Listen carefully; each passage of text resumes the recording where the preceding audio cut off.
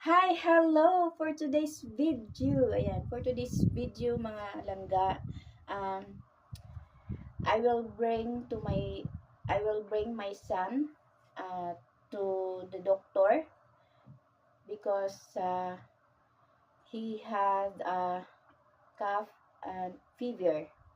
So I will bring him to check up. And so yeah, and now I'm preparing myself. Mm, This is my panty shirt. Yeah. So I will show you guys my dress. Wait. This one. So I really like wearing out. I really like to wear um, a lost dress, um, long dress. Yeah. So so nice. So this is my outfit for today. So yeah. Just wait for a while.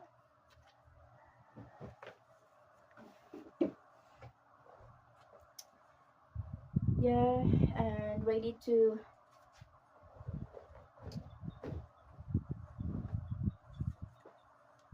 so this is our outfit. Oh, see, so nice, guys. Wow, I love this. Wow, so very nice. But no more balls. Wow, super fresh. So I love. Oh. So let's go.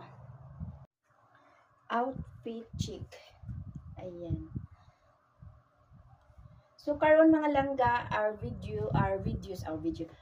vlog for today. Wadto kog Tandag City no.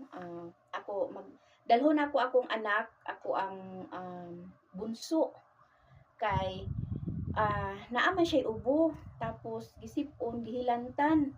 So dili ko gusto nga magpabut-but kog tumar nga walay prescribe sa doktor no.